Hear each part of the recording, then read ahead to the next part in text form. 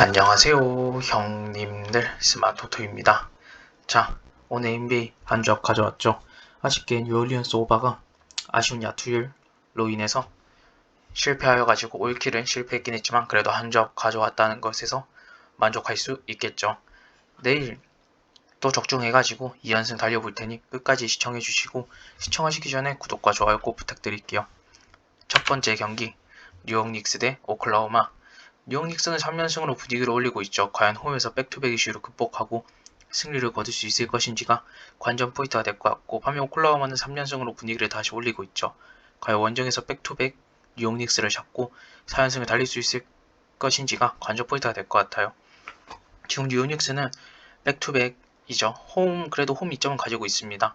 오늘 여전히 맥브라이드가 결장 예정이고요. 반면 오클라호마도 백투백이죠. 하지만 직전 경기에는 스가랑 하텐슈타인이 나오지 않았다는 점에서 충분히 체력적인 이슈는 오클라호마가 조금 더 이득이 되지 않을까, 뉴욕 닉스보다. 오늘 하텐슈타인이랑 길저스가 나올 확률이 크고, 난 제이더비 결장, 그 다음 미첼이 나올 확률이 작고, 카루소가 반반입니다. 전 이 경기는 뉴욕 닉스가 맥브라이드 결장을 제외하고는 홈이 좀 더 가지고 있고 최근 분위기도 좋다라고 생각이 들고, 그 다음에 3연승, 둘 다 3연승이긴 하지만 뉴욕 닉스의 경기력, 그러니까 총 내용이 훨씬 더 좋다는 점에서 전 뉴욕 닉스 역배라도 충분히 좋아 보이지 않을까라고 생각이 드네요. 뉴욕 닉스의 최근 수비력이 아주 좋기 때문에 오클라호마 시티보다는 훨씬 더 좋은 선택일 것 같습니다. 전 이 경기는 뉴욕 닉스 역배 보면서 4.5 하면 프렌, 222.5라 하더라도 언더 보겠습니다. 뉴욕 닉스 쪽으로 보기 때문에 저는 언더를 볼게요. 오바 대신에. 오클라호마 보시는 분들은 오바도 괜찮은 선택이지 않을까. 뉴욕 닉스가 이기려면 오클라호마를 수비로 잡아야 된다고 생각이 듭니다. 다음 경기, 보스턴 대 샬럿. 보스턴은 3연승으로 좋은 공수 밸런스를 보여주고 있어요. 과연 홈에서 백투백의 샬럿에게 승리를 거둬 4연승을 달릴 수 있을 것인지가 이 경기의 관전 포인트가 될 것 같고, 반면 샬럿은 바로 5연승을 달리고 있죠. 지금 분위기가 너무 좋은데 백투백 이슈를 극복하고 보스턴 원정에서 승리를 거둘 수 있을 것인지가 관전 포인트가 될 것 같아요. 지금 보스턴은 홈 2점을 가지고 있고 테이텀이 여전히 결장 예정입니다. 반면 샬럿은 원정이긴 하지만 화이트가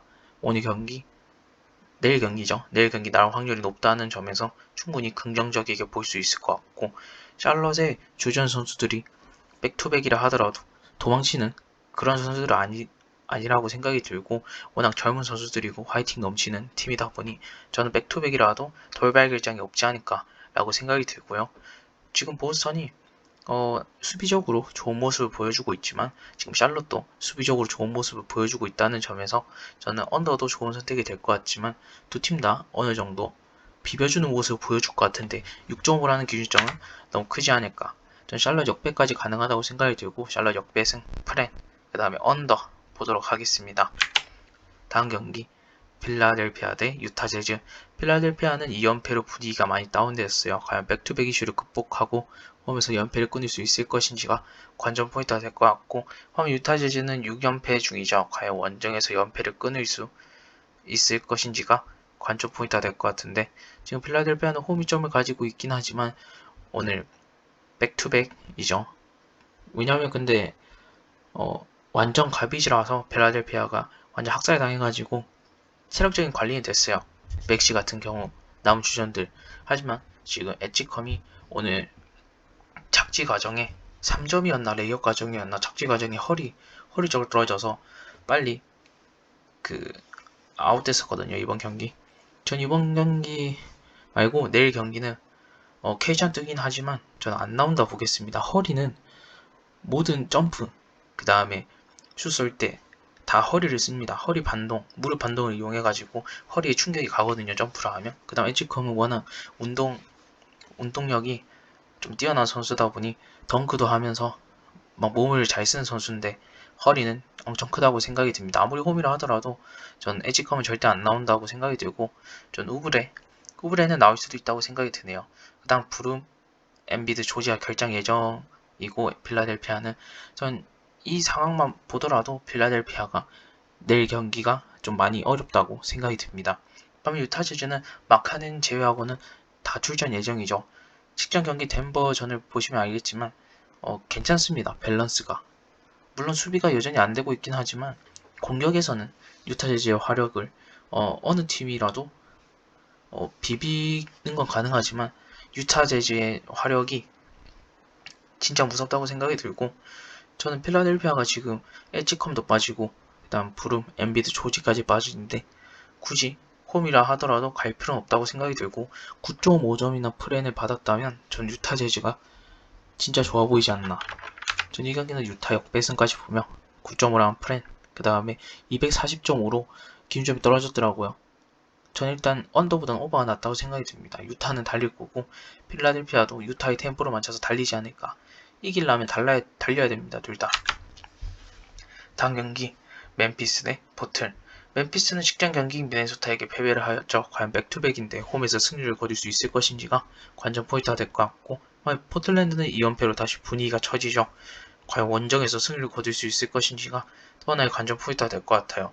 지금 멤피스는 홈 2점을 가지고 있긴 하지만 아야마, 깁슨이 퀘이천이고 클라크, 모란트가 계속해서 결장 예정입니다. 반면 포틀랜드도 원정이라 약점을 가지고 있지만 아브디안, 머레이가 K천으로 나올 확률이 어느 정도 있다라는 점에서 긍정적이고 하지만 샤프는 여전히 결장 예정입니다.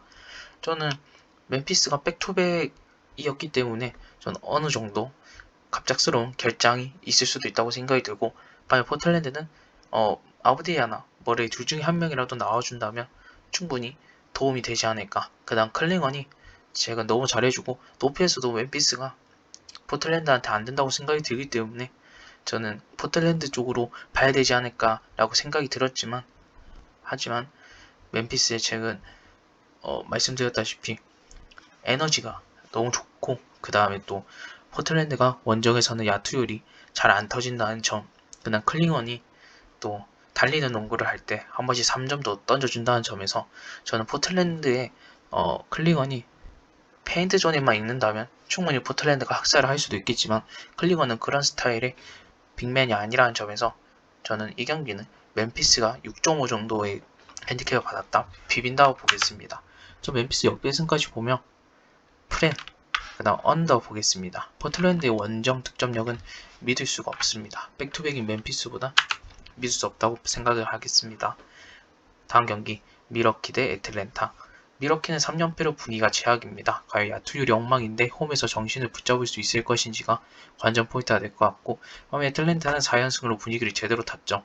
과연 원정에서 분위기를 이어갈 수 있을 것인지가 또 하나의 관전 포인트가 될 것 같아요. 지금 미러키는 홈 2점을 가지고 있고 최근 경기들에서 좋지 못한 야투율을 보여주고 있죠. 그 다음 프린스가 결장 예정입니다. 계속해서. 반면 애틀랜타는 원정이랑 약점을 가지고 있지만 전원 나올 수 있다는 점에서 긍정적이죠. 그 다음 연승을 타고 있다는 점에서 충분히 좋은 모습을 보여주고 있어요. 수비적으로도 어느 정도 계속해서 좋은 모습을 보여주고 있고 지금 미러키의 야투율만 계속 저렇게 된다면 오늘 경기도 학살을 할 수 있는 경기가 되지 않을까. 저는 애틀란타가 역배를 받은 이유가 쿤보가 나오기 때문이라고 생각이 들지만 쿤보가 나온다고 해서 계속해서 풀로 나올 수 있는 게 아니거든요. 직전 경기는 20분이 나왔는데 이번 경기는 한 25분 정도라고 생각이 들고 남은 시간 동안 애틀란타가 벤치 구간, 그 다음 선발 구간 모두 다 학살한다고 생각이 듭니다. 좀 이렇게 야투율이 이번 경기도 홈이라고 하지만 야투율이 또 망가진다고 보고 애틀란타의 최근 화력, 그 다음에 전 오쿵우가 지금 쿤보가 지금 그겁니다. 옛날 같은 몸 상태가 아니라고 인터뷰를 밝혔거든요. 자기도 건강에 신경 써야 된다고. 전 그래서 오쿵우가 오히려 쿤보를 압도할 수도 있지 않을까 라고 생각이 들면서 이 경기는 애틀란타 역배승 보면서 프렌 그 다음 233.5에 언더 보겠습니다. 미러키 야투율 그 다음 애틀란타의 최근 수비력 보면 언더도 괜찮은 선택이지 않을까. 마지막 경기 클리퍼스 대 인디애나. 클리퍼스는 2연승으로 좋은 분위기를 보여주고 있죠. 과연 홈에서 약팀 인디애나 상대로 승리를 거둬 연승을 이어갈 수 있을 것인지가 관전 포인트가 될 것 같아요. 반면 인디애나는 6연패로 무너지고 있죠. 과연 원정에서는 좋지 않은 모습 보여주고 있는데 과연 오늘 원정에서는 좋은 경기력을 보여줄 수 있을 것인지가 관전 포인트가 될 것 같아요. 지금 클리퍼스는 홈 일정을 가지고 있지만 오늘 콜린스가 결장 예정이죠. 하지만 남은 선수들이 어느 정도 득점에서의 볼륨을 좀 도와주지 않을까. 반면 인디애나는 주바치가 결장 예정이죠.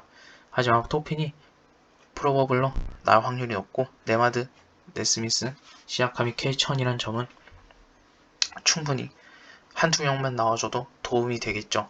전 이 경기는 핸디캡이 너무 높게 잡혔습니다. 인디애나에 남은 케이천 선수들이 토피는 나온다고 보고 네마드, 네스미스, 시아캄 중에 2명만 나와주면 충분히 12.5 정도면 플랜을 할 수 있다고 생각이 들고 인디애나가 만약에 안 나온다면 클리퍼스 마인이 맞긴 하지만 나온다면 인디애나 플랜을 전 보고 싶고요. 그 다음에 언더오버는 클리퍼스의 최근 선수들이 좀 많이 에너지 넘치는 모습을 보여주면서 달리기도 하고 최근 야투율도 좋고 인디애나는 수비가 망가졌습니다.